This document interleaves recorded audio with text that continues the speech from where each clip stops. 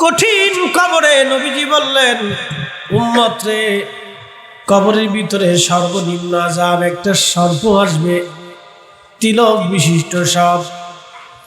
ওই সাপে তারে কামড়াইতে থাকবে, একটা কামড়ে 40 বছর পর্যন্ত যন্ত্রণা করতে থাকবে।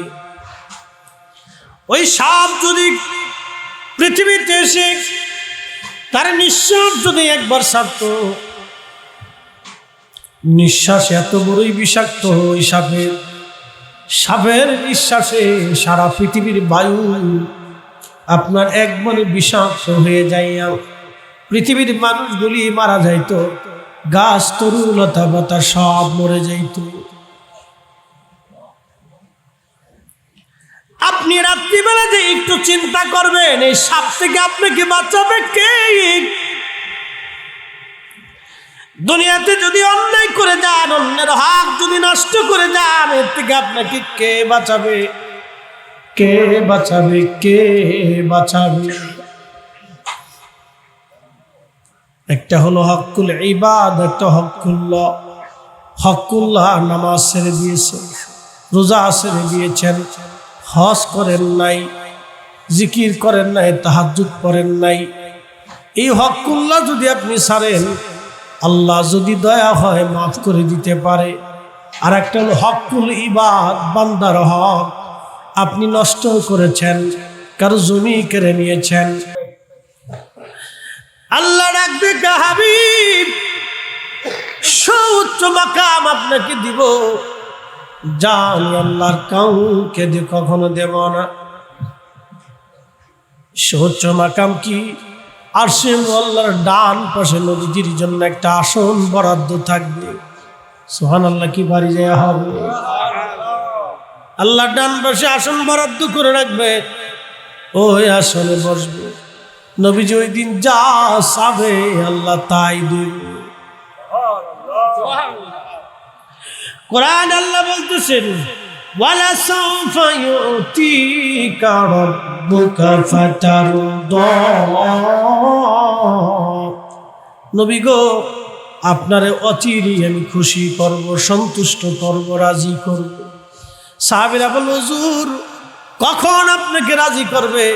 নবীজি জবাব দিলেন, সাহাবীরা রে, কঠিন হাসরে আল্লাহ আমারে রাজি করবে, খুশি করবে, আমি যা চাবো আল্লাহ তাই দিবে। তবে শোনো রে সাহাবীরা, আমার একটা উম্মত ছাড়াও আমি নবী জান্নাতে যাব না। আল্লাহু আকবার। হাত উঁচু করে বলেন না, ইয়া রাসূলুল্লাহ। বাড়ি ঘরের মুসলমান, কত বড় দামি নবীর উম্মত। আরে আমরা হাসরের ময়দানে মানুষ যখন দাঁড়ায় যাবে, কঠিন ময়দান, কত কঠিন হবে জানেন? পৃথিবী আদম সগুল্লা থেকে কিয়ামত পর্যন্ত যত মানব জাতি হাসরের মাঠে দাঁড়ায় যাবে, তাহলে বলেন তো মাঠ কত বড় হবে? সমস্ত জিন, কোটি কোটি বছর ধরে চলে আসা জিন জাতিগুলি স্ব আকৃতি নিয়ে হাসরে দাঁড়াবে, তাহলে মাঠ কত বড় হবে? সমস্ত ফেরেশতা জাতি, কোটি কোটি অগণিত ফেরেশতা হাসরের মাঠে নিজ নিজ আকৃতি নিয়ে আল্লাহর সামনে দাঁড়ায় যাবে। হাসর কত বড় মাঠ হবে! সৃষ্টির প্রথম থেকে কিয়ামত পর্যন্ত যত পশু পাখি, দাওয়াত, প্রাণী মণ্ডল যা আছে সব আল্লাহর আদালতের সামনে দাঁড়াবে। মাঠ কত বড় হবে! সেই দিন ঘাম পড়ে পড়ে সমস্ত প্রাণী মানব জাতির ঘাম বেরিয়ে বেরিয়ে হাসরের মাঠ কারো থুতনি পর্যন্ত ডুবে যাবে। সূর্য মাথা থেকে মাত্র 1.5 থেকে 2 কিলোমিটার উপরে থাকবে। কঠিন গরমে জিহ্বা পর্যন্ত মানুষের বের হইয়া কুকুরের জিহ্বার মতো ঝুলতে থাকবে। হাসরবাসী পাগল পারা হয়ে যাবে। এইভাবে কতদিন পার হবে কেউ জানে না, কত বছর পার হবে। তারুজুল মালাইকাতু ওয়ার রূহু ইলাইহি ফি ইয়াউমিন কানা মিকদারুহু 50 আলফা সানা। দুনিয়ার 50,000 বছর এক জায়গা করলে যত বিরাট হবে, হাসরের একটা দিন হবে তত বিরাট। হাসরের একটা দিন হবে তত বিরাট।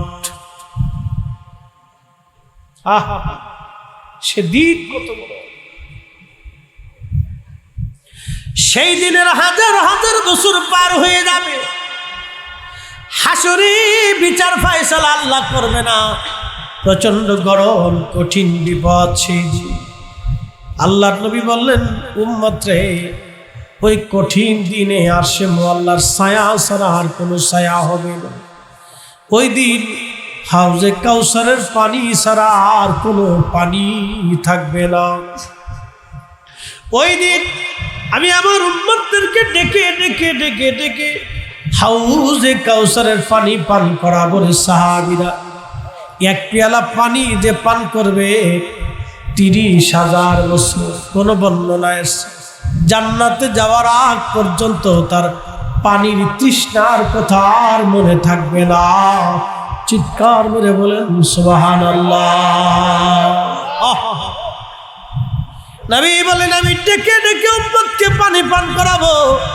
সাহাবীরা বলেন, ইয়া রাসূলুল্লাহ, ইয়া হাবিবাল্লাহ, এত মানুষের ভিড়ে আপনার উম্মত আপনি কেমনে চিনবেন? আল্লাহর নবী বললেন, সাহাবীরা রে, তোমরা শোনো, সেই কিয়ামতের মাঠে দুনিয়ার ভিতরে যারা 5 ওয়াক্ত নামাজ পড়তো, ওযু করত, ওই ওযুর চিহ্নের জায়গায় নূর চমকাইতে থাকবে, নূর নূর। ওই নূরের আলো দেখিয়া আমি আমার উম্মতরে বাছাই করিয়া হাউজে কাউসারের পানি পান করাইয়া কলিজা ঠান্ডা বানায় দিব। একসাথে বলা যাবে আল্লাহু আকবার। বন্ধু আমার, সেই কঠিন সময়ে মানুষরা হাসরবাসী দৌড়াইয়া চলে যাবে হযরত আদম সফিউল্লাহর কাছে। আদম, আপনি তো আবুল বাশার, আমার মালিক আপনারে বড় আদর করে জান্নাতে বানাইছিল। আল্লাহ আপনারে বেশি আদর করত, সফিউল্লাহ বানাইল। আল্লাহ, আজকে আমার মালিক কাহার হয়ে গেছে, বড় রাগান্বিত হয়ে গেছে সৃষ্টির প্রতি। আল্লাহর রাগ মিটায়া আমাদেরকে আল্লাহর দরবারে সুপারিশ করে। হাসরের মাঠ বড় কঠিন হয়ে গেছে, আর আমরা সহ্য করতে পারতেছি না। আদম সফিউল্লাহ বলবে, আমার সন্তানরা, যদিও আমি তোমাদের বাবা, কিন্তু আজ আমি এই বিষয়ে অপারগ। এই বিষয়ে আমি আজকে অপারগ। অন্য কোন নবীর কাছে চলে যাও। দৌড়াইয়া তারা অন্য নবীদের কাছে আসবি, এসে এসে নূহ আলাইহিস সালামের কাছে আসবে। শরীয়তের পিতা আপনি, সর্বপ্রথম আল্লাহ আপনার উপরে শরীয়ত আরোপিত করেছে। বাঁচানোর জন্য মহাপ্লাবনে নৌকা বানাইয়া আমার মালিক আপনার 40 দিন পর্যন্ত খাবার চারপাশে নৌকা দিয়ে তাওয়াফ করাইছে। নূহ, আজকে আপনি আল্লাহর দরবারে যান। নূহ আলাইহিস সালাম বলবে, হাসরবাসী রে, এই বিষয়ে আজ আমি অপারগ। আল্লাহর কাহারিয়াত রাগ আমি মিটাইতে পারবো না। দৌড়াইয়া মানুষেরা ইব্রাহিম খলিলুল্লাহর কাছে আসবি। আল্লাহ আপনাকে খলিল বানিয়েছিল, আল্লাহ আপনারে বন্ধু বানাইছিল। খোদার খলিল গো, আজকে আল্লাহর কাহারিয়াত মিটে আসে। হাসরের মাঠ আর কঠিন লাগতেছে, আমাদের আর সহ্য হয় না। খোদার খলিল গো, আমাদের আল্লাহর কাহারিয়াত আপনি মিটে আসেন, আজ আর সহ্য হয় না। আল্লাহর খলিল বলবে, হাসরবাসীদের যদিও আমি আল্লাহর খলিল, কিন্তু এই বিষয়ে আমি আজ অপারগ।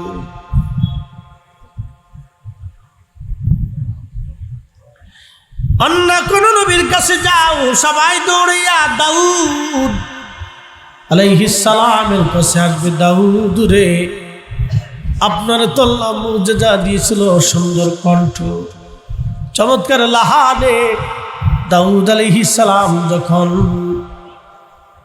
লাহান দি দাউদ জবুর শরীফ তেলাওয়াত করতেন, সুন্দর তেলাওয়াতে পশু পাখিরা, আহা পশু পাখিরা ঝুল করে বসে থাকত। এমন কি রে, পশু পাখিরা সুরের মোহনায় মারা যাইত। ইমাম ইবনে কাসির আল বাদার মধ্যে লেখেন, দাউদ আলাইহিস সালাম 70 সুরে জবুর তেলাওয়াত করতেন। আল্লাহর নবী দাউদ আলাইহিস সালামের সুর আল্লাহ এত পরিমাণে দিলেন, 70 সুরে তিনি জবর শরীফ পড়তেন।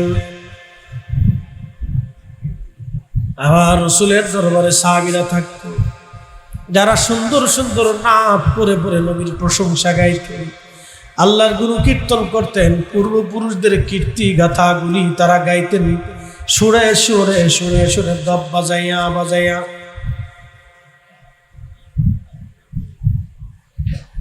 মুসলমান, দাউদ আলাইহিস সালামের কাছে হাসরবাসী কাঁদতে থাকবে। দাউদ আলাইহিস সালাম বলবে, দেখো আল্লাহর কাহারিয়াত মিটাইতে আমি আজ পারব, অন্য কোন নবীর কাছে যাও। সবাই আসবে হযরত মুসা কালিমুল্লাহর কাছে। মুসা রে, আল্লাহ তোমার কালিমুল্লাহ বানাইছিল, তুমি আল্লাহর সঙ্গে কালাম করতা, তুমি তো আল্লাহর সাথে কথা বলতা। যাও গো পয়গম্বর মুসা, আল্লাহর দরবারে আজকে কালাম করে কথা বলে খুদার কাহারিয়াত তুমি দমায় আসো। মুসা আলাইহিস সালাম বলবে, যদি আমি কালামুল্লাহ খুদার সাথে তোর পাহাড়ে কথা বলেছি, কিন্তু আল্লাহর কাহারিয়াত মিটানোর মতো আজকে আমি অপারগ, অন্য কোন নবীর দরবারে যাও। সবাই দৌড়াইয়া ঈসা রুহুল্লাহর কাছে আসবে। ঈসা নবী গো, আল্লাহ আপনার রুহুল্লাহ বানিয়েছিল, কালামুল্লাহ বানিয়েছিল, আপনিও আল্লাহর সাথে কথা বলেছেন, রুহুল্লাহ বানিয়েছে আল্লাহ। শিশুকালে মায়ের পবিত্রতার জন্য শিশুকালে আপনি মানুষের সাথে কথা বলেছেন। জিন্দা মূর্তিকে খোদার হুকুমে আপনি জিন্দা করতেন। কালাম রুহুল্লাহ গো, আজকে আল্লাহর সঙ্গে কালাম করে কথা বলে আল্লাহর কাহারিয়াত মিটায় আসেন। হাসরের মাঠ বড় কঠিন, আমাদের আর সহ্য হয় না। ঈসা রুহুল্লাহ ডাক দিয়ে বলবে, হাসরবাসী রে, এই ব্যাপারে আমি অপারগ, কিন্তু একটা ঠিকানা দিতে পারি, তার কাছে যদি যাও তাহলে আজকে কাজ হয়ে যাবে। আমি ঈসা রুহুল্লাহ পৃথিবীতে যে নবীর উম্মত হয়ে গিয়েছিলাম, ওই নবীর দরবারে রাহমাতুল লিল আলামিনের বারগাহে যদি যাও, যদি নবী রাজি হয় রে, আল্লাহর কাহারিয়াত উনি ছাড়া আজ কেউ জমাইতে পারবে না, আল্লাহকে উনি ছাড়া আর কেউ খুশি করতে পারবে না। একবার জোরে বলবেন কি ইয়া রাসূলুল্লাহ।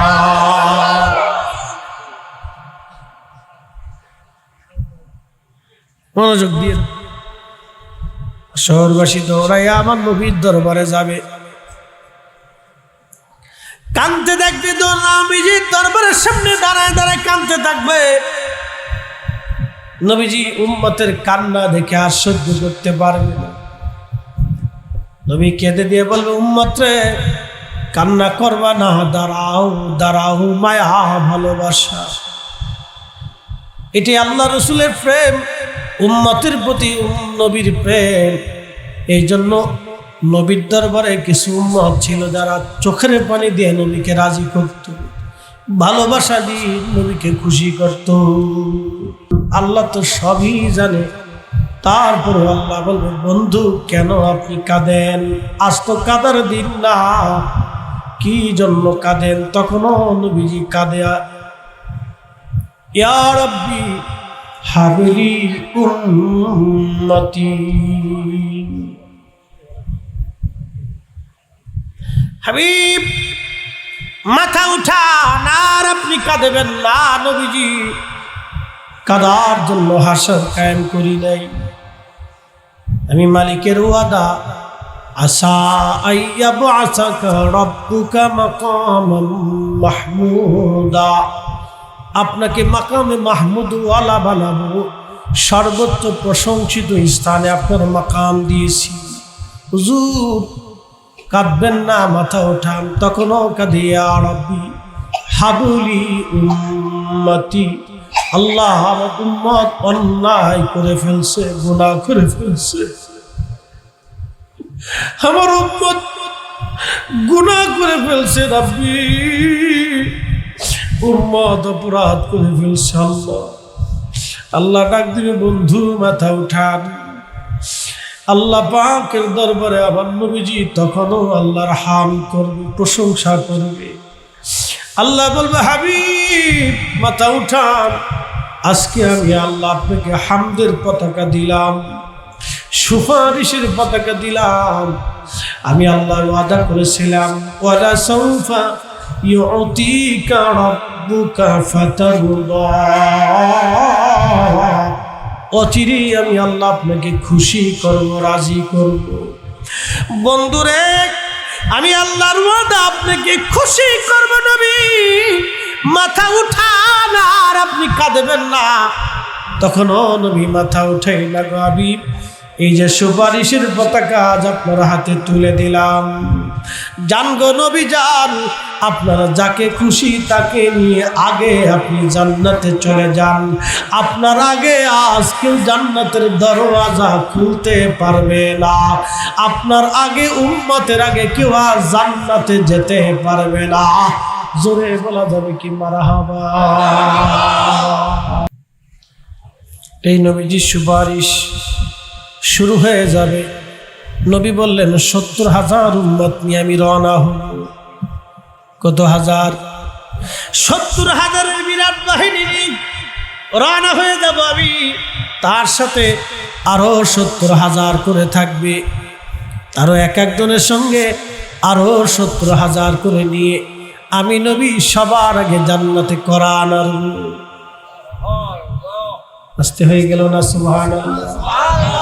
ফুলসিরাত পার হয়ে যাব বিদ্যুৎ গতিতে, সবার আগে জান্নাতে কোরআন আনব, জান্নাত খুলে দেওয়া হবে।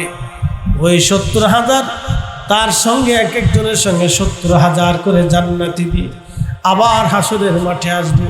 একবার মিজানের পাল্লা, আবার ফুলসিরাতের ঘাটে, আবার হাউজে কাউসারে, আবার আমি আল্লাহ রাব্বুল আলামিন মিজানের পাল্লা আমি নবী দাঁড়ায় যাব। আমার একটা উম্মত যাতে জাহান্নামে চলে না যায়, আমার নবীর সুপারিশ এটা শাফায়াত। কেউ যদি নবীর শাফায়াতকে ইনকার করে, অস্বীকার করে, সে কিয়ামতের ময়দানে আমার নবীর শাফায়াত পাবে না। বাজান বন্ধু আমার, এখান থেকে কেউ আপনার মাফ করতে পারবে না, আল্লাহ রসুল আপনার জন্য সুপারিশ করবে না, কারণ আপনি হকুল ইবাদ নষ্ট করে দিয়েছেন, বান্দার হক। আল্লাহ বলবে, বান্দা তুমি তাদের কাছ থেকে ক্ষমা নিয়ে আসো, আমি আল্লাহ তোমারে ক্ষমা করে দিব। আমার বান্দার হক মারছ, বান্দা মাফ না করা পর্যন্ত আমি মালিক মাফ করতে পারবো না। ইসলাম আপনাকে বুঝতে হবে, আসল ইসলাম কি, আসল দিন কি আপনাকে বোঝা লাগবে। আজ প্রিয় নবীজি ডাকতে বলতেন, সাহাবীরা হকুল আল্লাহ মাফ করবে, কিন্তু হকুল ইবাদ আল্লাহ মাফ করবে না। তারে ঋণ দিয়ে কবরে নামায়ও না, ঋণ মুক্ত করে কবরে দাও। এই জন্য আমরা অনেক সময় বলি, জানাজার সময় কেউ আসো, তার কাছে কিছু পাওনি, যদি পাও তাহলে আসো, যদি কেউ না থাকে তাহলে ছেলেদের কাছ থেকে নিয়ে নাও। কিন্তু উচিত হলে এই সময় বলেন, যদি কেউ কিছু পান এখনই দিয়ে দেওয়া লাগবে, এখনই দিয়ে ঋণ মুক্ত করে তারে কবরে নামাবো।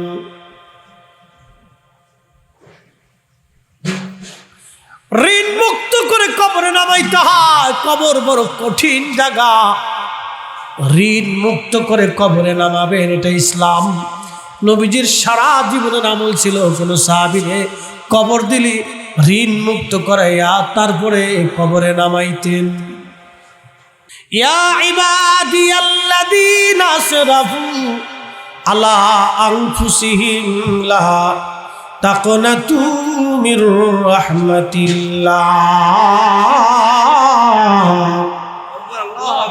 এ বান্দা, হাবিব উম্মতকে বলে দেন, হে আমার বান্দারা, তুমি নফসের সাথে যত জুলুম করে ফেলছো, যত কবিরা গুনাহ করে ফেলছো, চিন্তার কারণ নাই। আমি মালিক, আমার রহমত থেকে নিরাশ হইও না, নিরাশ হইও না, নিরাশ হইও না। কিন্তু আপনি আমার টাকা মেরে দিয়েছেন, আমি ক্ষমা না করা পর্যন্ত মালিক ক্ষমা হবে করবে না। বড় কঠিন জীবন, বড় কঠিন। এই জন্য আল্লাহর নবী কোন সাহাবীর কবরের পাশে বসে থাকতেন, দোয়া করতেন, দীর্ঘ সময় দোয়া করতেন, দীর্ঘ সময় নবী দোয়া করতেন, বসে থাকতেন, দীর্ঘ সময় নবীজি কবরের পাশে বসে থাকতেন। আম্মাজান খাদিজার ইন্তেকালের পরে লাঠির উপরে ভর দিয়ে নবী দীর্ঘ সময় দাঁড়িয়েছিলেন, দীর্ঘ সময় নবীজি দাঁড়িয়েছিলেন। আম্মাজান আয়েশা সিদ্দিকা একদিন বলতেছিলেন, আল্লাহর নবী আমারে নিয়ে বর্তমানে হাজুন গোরস্থানে গেলেন। যে গাধার পিঠে চড়ে আমরা দুইজন গিয়েছিলাম, ওই গাধার রশি ধরে আমি হাজুনের বাহিরে দাঁড়ায় রইলাম। আল্লাহর হাবিব হাজুনের পাশে দাঁড়ায় দাঁড়ায় খুব কানতে কানতে নবীজির কান্না বেড়ে গেল। কানতে কানতে নবীজির হাত পা গুলি, চোখ বেয়ে বেয়ে পানি পড়তে লাগলো। নবীজির কান্না দেখে আমি আয়েশা আর স্থির থাকতে পারলাম না। আমি গাধার রশি ধরে ধরে দাঁড়ায় দাঁড়ায় কাঁদতে লাগলাম। আল্লাহর নবী কাঁদতে কাঁদতে ঢেকসি উঠে গেল। আল্লামা ইমাম জালালউদ্দিন সুয়ুতি মাসালিকুল হুনাফা বিওয়ালিদাইল মুস্তাফার মধ্যে হাদিস খানা লেখছে। কান্না করতে করতে নবীজি ডেকসি উঠে গেল, শব্দ হতে লাগলো।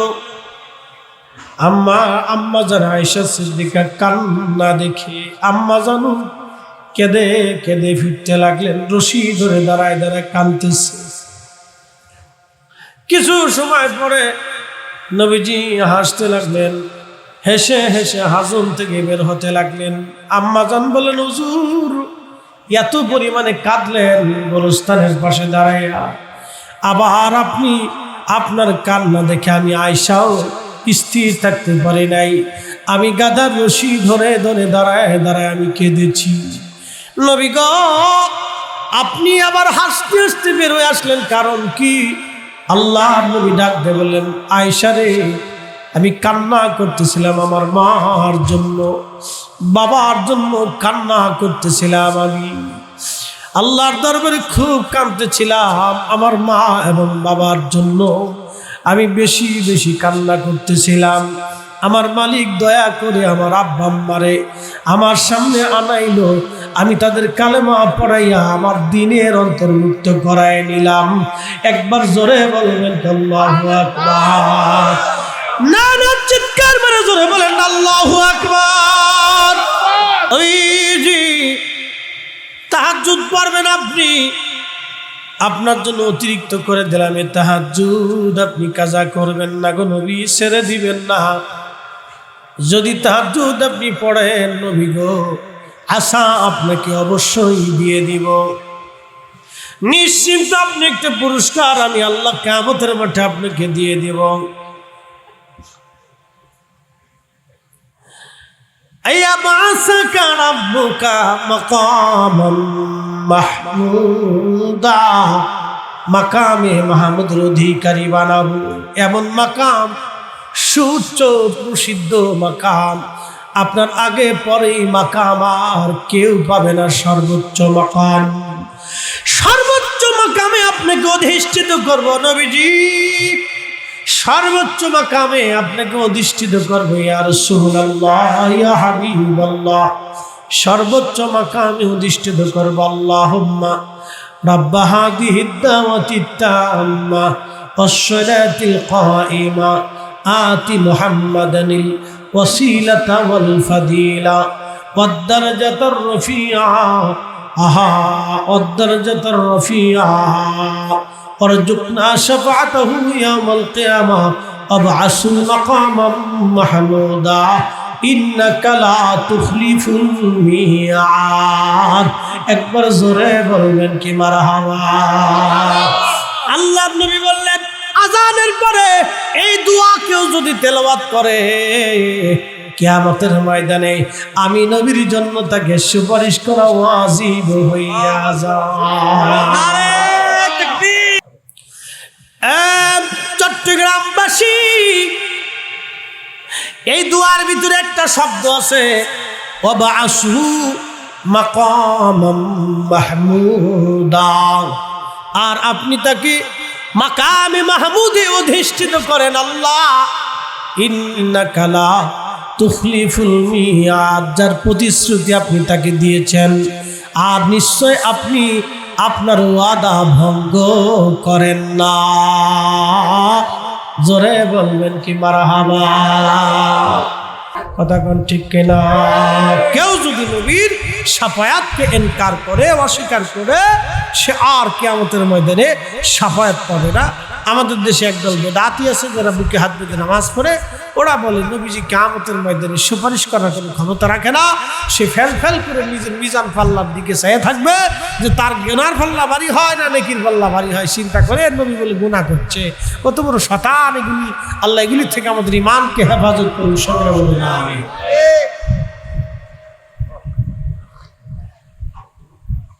শেষ, এবার মাযহাব কি? মাযহাব বুঝাইতেছি। মাযহাব হচ্ছে একটা ফিকহি প্রেসক্রিপশন। ডাক্তাররা আপনাদেরকে প্রেসক্রিপশন দেয় না? দেয়। এই মাযহাব হচ্ছে একটা প্রেসক্রিপশনের মতো। 4টে মাযহাব, 4টে প্রেসক্রিপশন। বলে হুজুর এটা কেমন? আমাদের ইসলামের ভিতরে প্রথম মাযহাব হচ্ছে মাযহাবে হানাফি। ইমামুল আজম আবু হানিফা রাহমাতুল্লাহি আলাইহি, তিনার গবেষণা পরিষদ উলামায়ে কেরাম, তিনারা গবেষণা করে করে কোরআন সুন্নাহ থেকে রিসার্চ করে এই প্রেসক্রিপশন তৈরি করছে। বলে সাহাবীরা তাহলে কার প্রেসক্রিপশন মানছে? সাহাবীরা সরাসরি আল্লাহ রসুলের বায়াত ছিল, সাহাবীরা সরাসরি আল্লাহ রসুলের ছাত্র ছিল, এই জন্য ওনারা সরাসরি রসুলকে দেখছেন, ফলো করছেন। তাবিনরা সাহাবীদের তাবিদের ছাত্র ছিল, সাহাবীদের ছাত্র ছিল, যার কারণে ওনাদের সময় তেমন মতানৈক্য সৃষ্টি হয়নি। এরপরে এসে ইসলামের ভিতরে বিভিন্ন মত পার্থক্য, মতানৈক্য আসতে লাগবে, দূরত্ব তৈরি হতে লাগবে। ঠিক তখনই উলামায়ে কেরামদের ভিতরে সর্বপ্রথম ইমামুল আজম আবু হানিফা রাহমাতুল্লাহি আলাইহি, ইমাম মালিক রাহমাতুল্লাহি আলাইহি, ইমাম শাফি, ইমাম হাম্বল, এই 4 জনে, তার ভিতরে সর্বপ্রথম ইমাম মালিক এবং ইমাম আজম আবু হানিফা রাহমাতুল্লাহি আলাইহি, এই 2 জনের গবেষণা পরিষদ কোরআন সুন্নাহকে রিসার্চ করে গবেষণা করে একটা প্রেসক্রিপশন তৈরি করলো যে তোমরা এই প্রেসক্রিপশনের চলো। মুসলিম মিল্লাতকে একটা গাইডের ভিতরে নিয়ে আসে। একসাথে বলবেন না মারহাবা। মুসলিম মিল্লাতকে কিসের ভিতরে নিয়ে আসলে? আমাদের দেশে সংবিধান আছে না? কথা কন না কেন? সংবিধান আসেনি?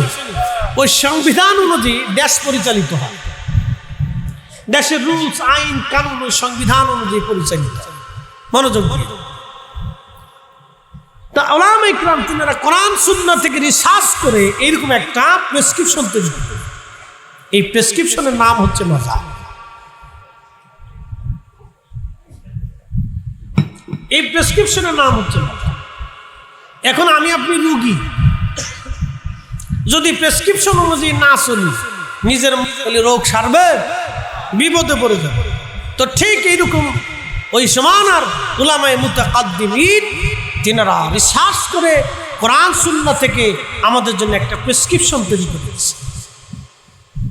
আমরা সবাই রোগী, প্রেসক্রিপশন করে দিয়েছেন। এই জন্য হানাফি প্রেসক্রিপশনে আমরা চলি। শাফিঈ মাযহাবের যারা, তারা শাফিঈ মাযহাবের প্রেসক্রিপশনে চলে। মালিকি মাযহাব যারা, তারা মালিকি মাযহাবের প্রেসক্রিপশনে চলে। আর যারা হাম্বলি মাযহাবের, তারা হাম্বলি মাযহাবের প্রেসক্রিপশনে চলে। অর্থাৎ কোরআন সুন্নাহ থেকে গবেষণা করে বের করা প্রেসক্রিপশন, এটা কিন্তু আলাদা প্রেসক্রিপশন। আর যারা লামাঝাব তাদের কোনো প্রেসক্রিপশন নেই, তারা নিজেরা বই কিতাব ঘেটে ঘুটে নিজেরাই প্রেসক্রিপশন তৈরি করে।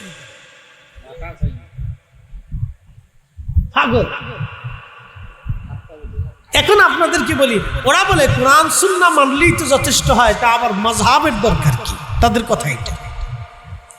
তাকে ডাক্তারের কাছে নিয়ে যাবেন, নিয়ে যাওয়ার পরে ডাক্তার তাদের চেকআপ করে বলবে, ভাই যান, আপনি তো কোরআন সুন্নাহ ছাড়া আর কিছু মানেন টানেন না, তাহলে এক কাজ করেন, রোগের জন্য যেহেতু আপনি আমার কাছে আইছেন, আমার কাছে আসার দরকার নাই, আমি ডাক্তারি সার্চের বইটই যা আছে সব আপনাকে দিয়ে দিই, আপনি পড়ে টরে নিজের প্রেসক্রিপশন নিজে করে নিয়ে। এটা কেমন হবে বলেন তো? ও যেমন মরণ দশা, তো ঠিক আমরা যদি মাযহাব ফলো না করে নিজেরা কোরআন সুন্নাহ বুঝতে চাই, তখন আমাদের দশা হবে তাই। কথা কোন ঠিক কিনা? কারণ হাদিস একই সাবজেক্টের উপরে অনেক হাদিস আসছে, আপনি কোনটা ছাড়বেন কোনটা মানবেন খুঁজে পাবেন না। কোরআনের ব্যাখ্যা বিশ্লেষণ আপনি খুঁজে পাবেন না, বুঝতে পারবেন না। এই জন্য উলামায়ে কেরাম, মুহাক্কিক, যুগ শ্রেষ্ঠ, পৃথিবীর শ্রেষ্ঠ আলেমরা মিলে তারা গবেষণা করে রিসার্চ করে আমাদের জন্য একটা প্রেসক্রিপশন তৈরি করছেন। ইবনে সিনা, তিনি হচ্ছে চিকিৎসা শাস্ত্রের জনক। তিনি যদি সূত্র আবিষ্কার করে চিকিৎসা শাস্ত্রের এই পদ্ধতি প্রেসক্রিপশন করে না দিতেন, তাহলে আজকে পৃথিবীর মানুষ বিভিন্ন রোগে আক্রান্ত হয়ে আজকে এই প্রেসক্রিপশন খুঁজে পাইতো না। ইবনে সিনা হচ্ছে চিকিৎসা জগতের আমির। তিনার প্রেসক্রিপশনকে পৃথিবীর সবাই ফলো করে, পৃথিবীর কোনো ডাক্তার কিন্তু তার দোষ ধরে না। ঠিক আমরাও ইমাম আবু হানিফা রাহমাতুল্লাহের প্রেসক্রিপশনে চলব, আমরা তার ভুল ধরতে পারবো না, কারণ সেই সময়কার বিজ্ঞ উলামায়ে কেরাম রিসার্চ গবেষণা করে তারা আমাদের জন্য প্রেসক্রিপশন তৈরি করছেন। তা বলেন ঠিক না? ঠিক। আশা করি মাযহাব কি বুঝতে পারছেন, কেন প্রয়োজন ওটা বুঝাইলাম রুগী দিয়ে। রোগী যদি নিজে বই পড়ে ওষুধ বের করে নিজে প্রেসক্রিপশন করে, তো রোগীর যে হালত হবে, কোরআন সুন্নাহ নিজে গবেষণা করিয়া নিজে বের করিয়া মানতে গেলে আপনারও এরকম দশা হবে। কারণ এই বিদ্যার মহাসাগরে আমি আপনি সাঁতারও হতে পারিনি। কথা কান না ঠিক কিনা? চিকিৎসা শাস্ত্রে আপনি কি আমি কিছু হইতে পারছি? কিচ্ছু হতে পারি।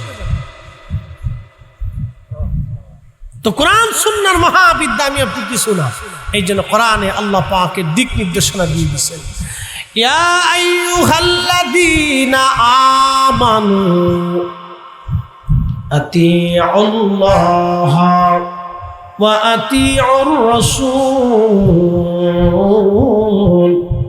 হে ঈমানদার, তোমরা আমি আল্লাহর আনুগত্য করো, আমার রাসূলের আনুগত্য করো। ওয়া উলিল আমরি মিনকুম হুমুল ফুকাহা ওয়াল উলামা। হযরত ইমাম হযরত রাসূল কারীমের সাহাবী আব্দুল্লাহ ইবনে আব্বাস বলেন, আল্লাহ পাক আয়াত দিয়ে বুঝাইছেন, ওয়া উলিল আমরি মিনকুম, তোমরা উলুল আমরের আনুগত্য করো। হুমুল ফুকাহা ওয়াল উলামা, ফুকাহায়ে কেরাম এবং উলামায়ে কেরামের আনুগত্য করো। একবার জোরে বলা যাবে কি মারহাবা? ফুকাহায়ে কেরামের তবকা হলো 7টা। 7 তবকার প্রথম ফকিহ যিনি, তিনি ইমামুল আযম আবু হানিফা রাহমাতুল্লাহি আলাইহি। তিনি হলো ফিকহের জনক। ফিকহের চিকিৎসা শাস্ত্রের জনক হলো ইবনে সিনা। উনি যেমন চিকিৎসা শাস্ত্রের রুলস করেছেন। এই যে আপনারা বলেন, আমার দিকে থাকে, এই ঘুমাবেন না, মির্গি রোগী চিনেননি আপনারা? মির্গি রোগী যদি পড়ে যায় তাহলে আপনার কি শুকান? কি এর জুতা? প্লাস্টিক, ভ্যাকসিন নাকি? তো চামড়ার জুতা শুকাইলে মির্গি রোগের রোগ ভালো হয়, এই আবিষ্কার আমরা করি নাই, এটা চিকিৎসা শাস্ত্রের জনক বিজ্ঞানীরা করছে। কথা কোন ঠিক কিনা? যদি এরা আবিষ্কার না করতেন তাহলে আমরা জীবনে এটা বুঝতাম পারতাম না। তো এইরকম কোরআন সুন্নাহ থেকে গবেষণা করে আইম্মে ইকরাম আমাদের জন্য ঔষধ বের করে আনছে। সেই ঔষধের নাম এই যে আমরা নামাজে দাঁড়াইছি আল্লাহু আকবার, নবীর নিচে হাত বাড়ালাম, মুস্তাহাব, সুন্নত, এই যে মাসলা, মাসাইল, মাসনুন, দোয়া, কালাম পদ্ধতি, এটা সব রাসূলের দেওয়া, কিন্তু উনরা গবেষণা করে আমাদের জন্য সহজ করে একটা প্রেসক্রিপশন তৈরি করে দিছে। এটাকে যারা না মানে ওগার মতো বলদ বুকা আল্লাহর পৃথিবীতে একটাও আছে বলে আমার জানা নাই। সব পেটের ঘুরিয়ে পাগলা করে দিয়ে আসার দরকার।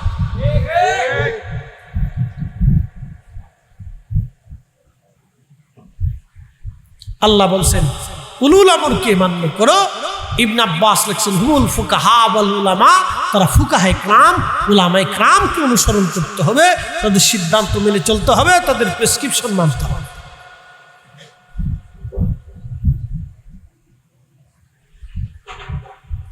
আমার দিকে তাকান, দেশে চিকিৎসা শাস্ত্র কয়টা? একটা হলো কবিরাজি, একটা অ্যালোপ্যাথি, আর একটা হোমিও। কথা ঠিক কিনা? আচ্ছা, হোমিও ডাক্তার কি অ্যালোপ্যাথিকের চিকিৎসা করতে পারে? অ্যালোপ্যাথিক কি হোমিও পারে? আবার অ্যালোপ্যাথিকের যিনি এমবিবিএস ডাক্তার সে কি ফকরামি পারে? পারে না। কবিরাজি পারে না। ফকরামি আবার আর একটা। ফকরামি একবার আপনি সহজ করে দেখতে পারবেন, এটারও একটা চিকিৎসা শাস্ত্র আছে, এগারো একটা রুলস আছে। এই রুলস না হলে আপনি এটা পারবেন না। জিন ছাড়াইতে পারবে? আচ্ছা, জিন ছাড়ানোর জন্য যদি আপনি ঢাকা মেডিকেলে নিয়ে যান, বাংলাদেশের সবচেয়ে বড় হোমিও হসপিটালে নিয়ে যান, কবিরাজের কাছে না হবে। জিন ছাড়াইতে হলে আপনাকে যারা জিন ছাড়াইতে পারে তাদের কাছে আনতে হবে।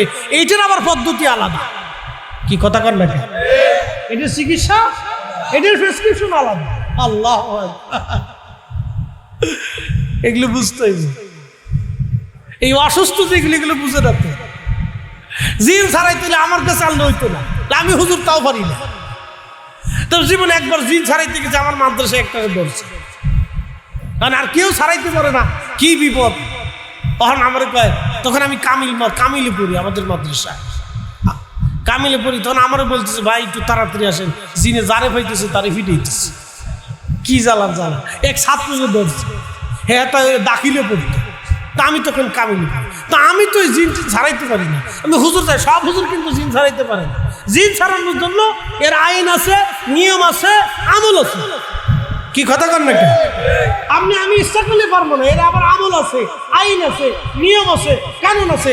যদি নিয়মের বাইরে যায় তাহলে জিনে এসে হেরে ফিটে। এটারও বিদ্যা আছে। তাহলে জিন ছাড়ানোর বিদ্যা যদি থাকে, ফকরামির বিদ্যা থাকে, কবিরাজি বিদ্যা আছে, অ্যালোপ্যাথিক আছে, হোমিও আছে, ডাক্তারি সব বিদ্যা আছে।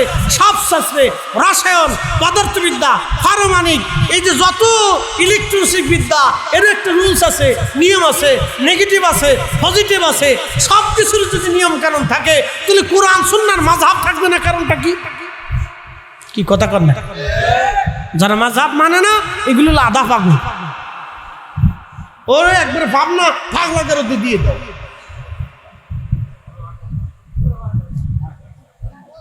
বুঝাইতে পারছি না আপনাদেরকে? হ্যাঁ, বুঝে যান।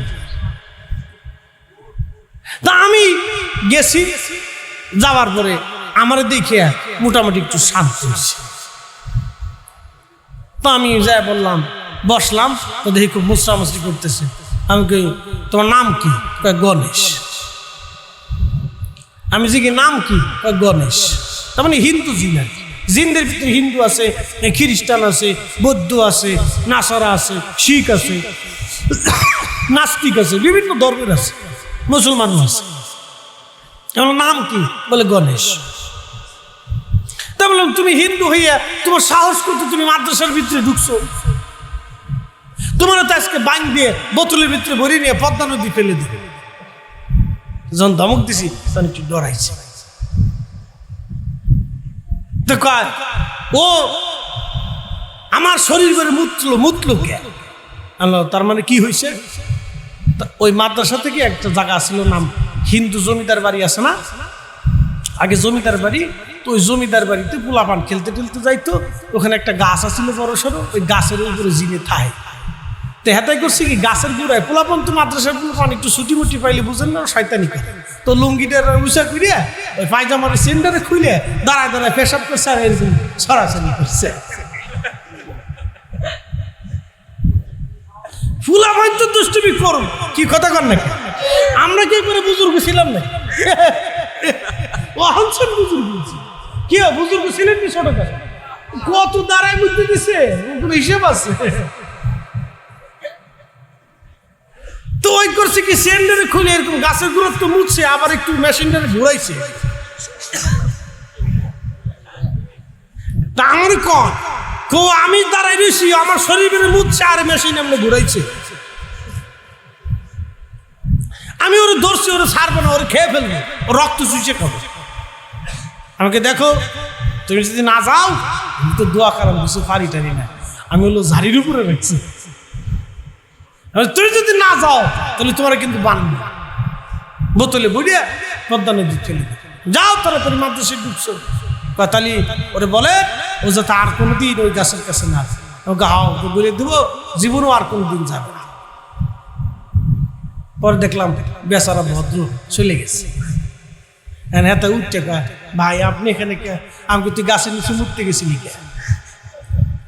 ভুল হয়ে গেছে, কার জীবনে যাবি না, জীবনে ওই এলাকার ভিতর তোরে পাইলি কিন্তু তোরে খাইছে, আবার ধর্ম তোর তুই বলে এরকম ঘুরায় ঘুরায় মুচ্ছস। ভাই মূর্তি খিচে ধরা পড়ে গেছে, যিনি ঠিকই কইছে।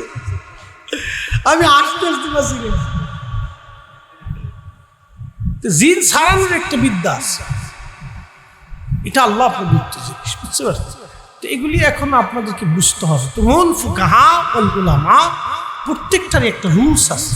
আপনি রুলসের বাইরে গেলে এই কারেন্টের শক করবে, আপনি ধরে ফেলবে, মরে যেতে হবে, বিপদ আছে, ক্যামেরা চালাইতে পারবেন, ওই মাইক চলবে না, এটারও একটা রুলস আছে। প্রত্যেকটারই রুলস সূত্র আছে। এইগুলো সব কিছু প্রেসক্রিপশন আছে, প্রেসক্রিপশন ছাড়া কোনো কিছু চলে না। ওই যে বাবুর্চি রাঁধতেছে, তার রান্নার একটা প্রেসক্রিপশন আছে। প্রেসক্রিপশনের বাইরে গেলে রান্না নষ্ট হয়ে যাবে, খাইতে পারবেন। কি কথা কন না কেন? প্রেসক্রিপশন আছে, প্রেসক্রিপশন ছাড়া গেলে সর্বনাশ। এই জন্য আমরা ফিকহি মাসালার প্রেসক্রিপশন আছে, তাফসীরের প্রেসক্রিপশন আছে, হাদিসের প্রেসক্রিপশন আছে, এই সব বিদ্যারই এক একটা প্রেসক্রিপশন আছে। অঙ্ক মিলাইতে যাবেন, এটার প্রেসক্রিপশন আছে, সূত্র আছে। আপনি সূত্র ছাড়া জীবনেও অঙ্ক মিলাইতে পারবেন। ওই যে আমাদের বাংলাদেশে পারমাণবিক বিদ্যুৎ চুলা নিয়ে কি বিদ্যুৎ কেন্দ্র বানাইতেছে, এরা যদি হুজুর গারে কান সব হুজুরা মিলে যে পারমাণবিক বিদ্যুৎ কেন্দ্র উদ্ভাবন করে দিয়ে বানাই দিয়ে আসেন, সম্ভব? কি কথা কন না কেন? সম্ভব। ওই বিদ্যা আমরা শিখি নাই, এটারও প্রেসক্রিপশন আছে। তারা তাদের পারমাণবিক সিস্টেমের প্রেসক্রিপশন আছে। না রে তাকবীর, না তাকবীর দেন, হুজুর হয়েছে জোরে দেন।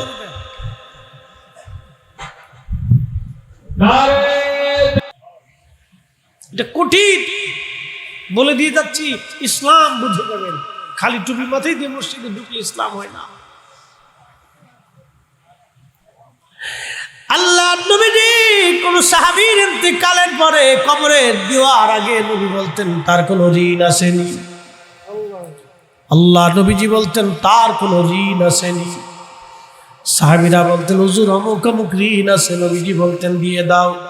বলে গরিব মানুষ, আল্লাহ নবী সাহাবীদেরকে বলতেন সাহাবীরা রে তোমরা কিছু কিছু দিয়ে তারা ঋণ মুক্ত করে কবরে নামাও, আমার এই উম্মতের ঋণ দিয়ে কবরে নামায়ও না, ঋণ দিয়ে তারপরে কবরে নামায়ও না।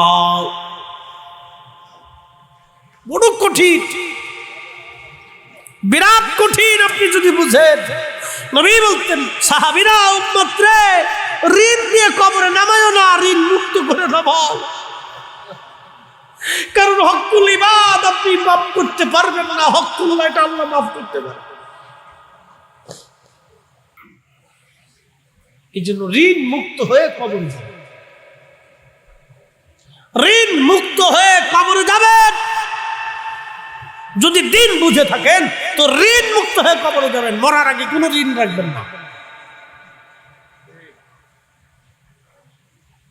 কোনো ঋণ রাখবেন না।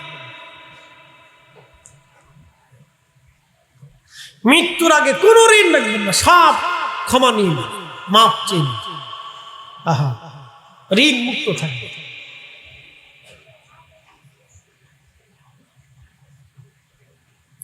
প্রিয় উপস্থিতি, এখনো আমি মাহফিলে আমার কাছে অনেকে টাকা অ্যাডভান্স করে, মাহফিল হয় না, বিভিন্ন কারণ নষ্ট হয়ে গেছে। কেউ যদি আইসে বলে হুজুর অমুক মাহফিলে টাকা পাবে, সাথে সাথে দিয়ে নিয়ে যান, দ্রুত গতিতে আমাকে মুক্ত করে নিয়ে যান, এক্ষুনি নিয়ে যান। কেউ যদি বলে হুজুর পাই ফেরত দিয়ে দেন, এর সাথে সাথে বিকাশে দিয়ে দেওয়ার চেষ্টা করি, এখনই নিয়ে যান। এটা ভেজা রাখাই যাবে। আমার আব্বার ইন্তেকালের 3 দিন আগে আব্বা সমস্ত বাজারে ঋণ টিন যাহা ছিল মুক্ত করে মাপ সাপ চেয়ে আসতে। আব্বারে মানুষ মোল্লা জীবন, আমরা মোল্লা বলছি মানুষ, তা আব্বা একটু বিচার সালিশ করতে মোল্লা বলতে, মানুষ মোল্লাজি। মানুষ মনে করতেছে মোল্লাজি কি পাগল হইল নাকি, উনি মাপ সাপ চাই কেন? তো সবার কাছে মাপ, ভুল হয়ে গেছে আমার মাফ করে দিন। কিন্তু তো 3 দিন পর আব্বা মারা গেছে। তো তখন সবাই হ্যাঁ রে মোল্লা তো মাপ সাপ চেয়ে মারা গেল, বুঝলাম না বেচারা কিভাবে মারা যাবে। তো শোনেন, ঋণ মুক্ত হয়ে কবর যাবে, নাহলে বিপদ আছে। আর কাউকে কবরে নামানোর আগে ঋণ আছে কিনা খুঁজবেন, আর ওখানে উপস্থিত সবার কাছ থেকে ক্ষমা চাবেন, মাফ করার ওয়াদা করবেন, তারপরে কবরে দিন, তার আগে দিন। বিপদ আছে, অনেক বড় বিপদ। কাজী নজরুল তো চিনছেন আপনারা? হ্যাঁ না ঘুমাইছে? হ্যাঁ হাত উঁচা করেন তো সবাই, হাত উঁচা করেন। রাত 3টে বাজে তো, হ্যাঁ ঠিক আছে, লাড়া ছাড়া দেন, লাড়া ছাড়া দেন। হ্যাঁ ঠিক আছে, ঘুমাইছেন। আল্লাহ, মুসল্লি তো পাকা করা মুসল্লি দেখতেছি, রাত 2টা 2:30 পর্যন্ত লোক বসে থাকে। আল্লাহ হাজিরিন, কাজী নজরুল আন্ডার ম্যাট্রিক, ঠিক মতো মাদ্রাসা মক্তব্য কোন রকম পাস, এমন ছেলে আর বাংলার ঘরে বসে জন্ম হবে না। সাহিত্য এত চমৎকার লিখেছেন, আমার নবীর প্রশংসায় একটা নাত লিখে ফেললেন। শ্রেষ্ঠ নবী দিলাম তরিয়ে নিতে রোজাহাসুরি, শ্রেষ্ঠ নবী দিলাম তরিয়ে নিতে রোজাহাসুরি, পথ না ভুলি তাই তো দিলে, ও পথ না ভুলি তাই তো দিলে, পাক কুরআনের বাণী খোদা তোমার মেহেরবানি, খোদা তোমার মেহেরবানি। সুন্দর ফুল সুন্দর ফল, মিঠা নদীর পানি, তোমার মেহেরবানি, খোদা তোমার মেহেরবানি। সালাতুল্লাহ রাসূলুল্লাহ আলাইকুম সালাম। শ্রেষ্ঠ নবী দিলাম তরিয়ে নিতে রোজাহাসুরি, পথ না ভুলি তাই তো দিলে, পাক কুরআনের বাণী খোদা তোমার মেহেরবানি। সালাতুল ইয়া রাসূলুল্লাহ আলাইকুম আল্লাহুম্মা সাল্লি আলা।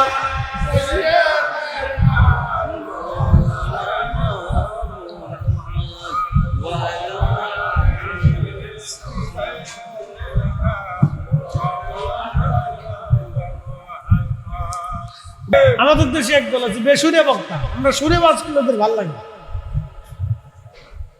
সুর কি আমি বানাইছি? সুর আল্লাহ দিচ্ছে, সুর আল্লাহর পছন্দ। এই সুরের মুজেজা আল্লাহ নবীরে দিচ্ছে। আল্লাহু আকবার। তাহলে পৃথিবীতে সুরের মুজেজা আসবে কেন? 70 সুরের তেলাওয়াত করতেন, পশু পাখি পড়ে যাইত স্টক করে দাপায় দাপায়, এত সুর ছিল। আল্লাহু আকবার। এত সুর ছিল দাউদ আলাইহিস সালাম। ওই সুর দিয়ে দাউদ আলাইহিস সালাম জান্নাতে জবুর তেলাওয়াত করবে, কোরআন তেলাওয়াত করবে। জান্নাতীরা হাজার হাজার বছর জবুর কোরআন তেলাওয়াত শুনে দাউদ আলাইহিস সালামের লাহানে মুগ্ধ হয়ে বসে থাকবে। একসাথে বলবেন না আল্লাহু আকবার, আল্লাহু আকবার। এত সুর, আল্লাহ নিজেই সুর পছন্দ করে, আর বেসুরে বক্তা খেলে আপনারা হিংসা করে, কারণটা কি? সুরে ওয়াজ করা যায় না, কি এক পাগল দেশে আবার ভ্যাঙ্গা, এগুলো অসুস্থ। এখানে পাবনা নিয়ে মেন্টাল হসপিটাল ভর্তি করে চিকিৎসা করানোর দরকার। কি কথা কর না, অসুস্থ পাবনার মেন্টাল হসপিটাল নিয়ে যে ভালো করে চিকিৎসা করার দরকার। 200টা পাগলের মধ্যে বান্ধি দিতে থাক, তুই সপ্তাহখানিক থাক, তুই বুঝবি যে দুনিয়া কারে কর।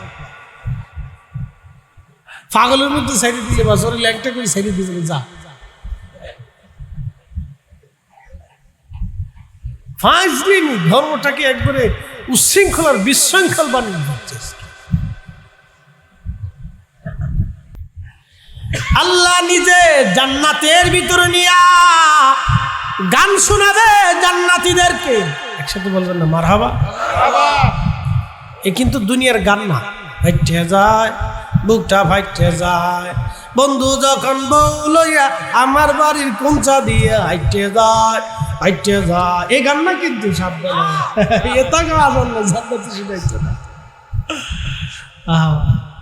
এই গান শুনাইতো না, চিন্তা করে না যে এই গান শুনবো না, না না।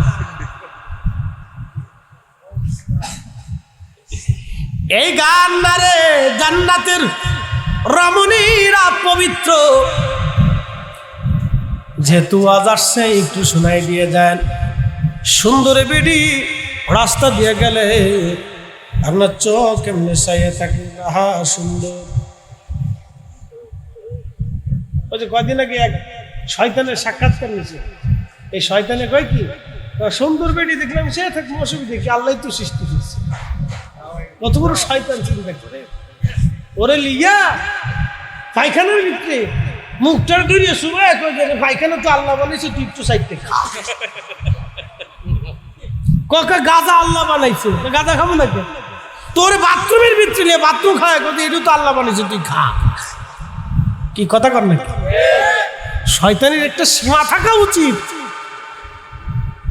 বদমাইশের একটা সীমা থাকা উচিত। ও সীমা অতিক্রম করে ফেলছে শয়তান।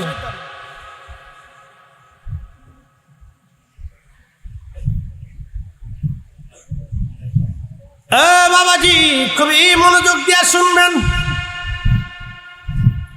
সরে গেছে চুরি করতে, গ্যারাজ তো ধরছে, সরে ডাক দেখো গ্যারাজ তোরে আমারে মারিস কেন? গ্যারাজ তো কয় তুই যে চুরি করতে আইস, তোমার কি আদর করবো নি রে বেড়া? আমি যে চুরি করতে আইছি, আমি কি আমার ইচ্ছা আইছি, আল্লাহর হুকুমে আইছি। দলিল কি? দলিল হলো আল্লাহর হুকুম ছাড়া গাছের পাতা নড়ে না। তো তাই যদি হয় আমি চুরি করতে আইছি, আল্লাহর হুকুমে আইছি। চোরেরও দলিল আছে, তো চোরের যে দলিল ও শয়তানেরও একই দলিল। গাছ আল্লাহ বানাইছে আমি খাবো, তো গু আল্লাহ বানাইছে এটা তুই খা।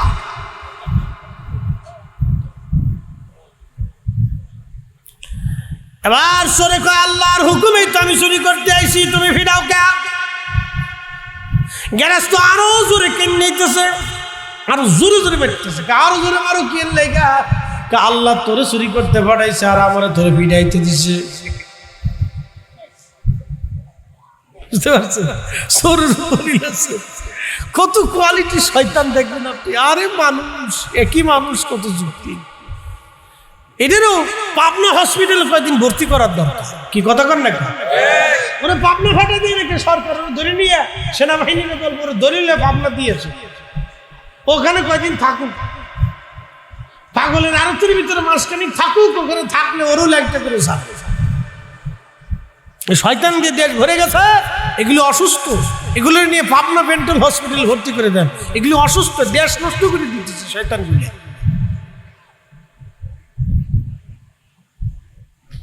বন্ধু আবার খুব মনোযোগ দিয়ে, আবার আরেক দল আছে নিজের বউয়ের ভিডিও বানায়। বউয়ের দেহ দেখা, বউয়ের রান্না দেখা, বউয়ের গাছ লাগানো দেখা, বউ হুয়ে রয়েছে দেখা, বউ পুকুর কাটে গেছে দেখা, পানি আনতেছে এটা দেখা। এই সমস্ত হলো এক ধরনের পতিতাবৃত্তি, দাউস। যে সমস্ত পুরুষরা নিজের স্ত্রীর ভিডিও সেইটা টিকটক বানা, এইগুলি হচ্ছে দাউস। এইগুলোকে ব্যবসা করে টাকা কামায় খা। মনে রাখবেন, এত বড় নিকৃষ্ট দাউস এই সমস্ত পুরুষের ভিক্ষা করে খাওয়া উচিত। ও এক ধরনের পতিতাবৃত্তি করে নিজের স্ত্রীর দেহ দেখায় যে পয়সা কামাই করে, ওর মতো পতিতা নিকৃষ্ট আল্লাহর সৃষ্টিজীব আসমানের নিচে নাই। কথা কোন ঠিক কিনা? ওগুলোর ভাবনা হসপিটালে দিয়ে দেন, বাংলা গারোতে দিয়েছেন, মাসখানিক ওইখানে থাকুন। ও কোনো শাস্তি মাস্তি নেই, জেলখানা দেওয়া লাগবে, পাগলা গারোতে দিয়ে আসো, যা থাক ওখানে কয়েকদিন, মাসখানিক থাক, তুই অসুস্থ হয়ে তারপরে। কত পাগল দেশে ভরছে ভাই।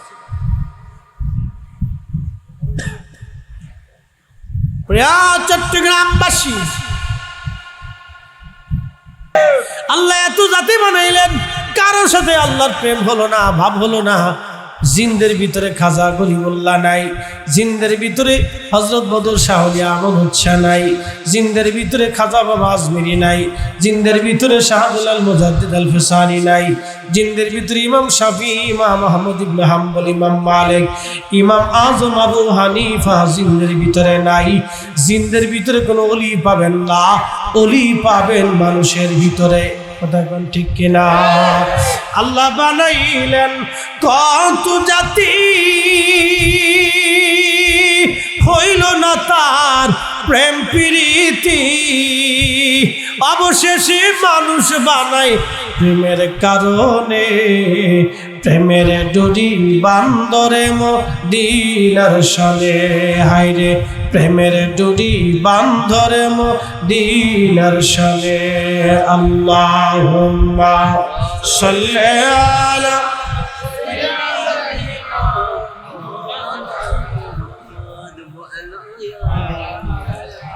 আলি সাইয়্যিদিনা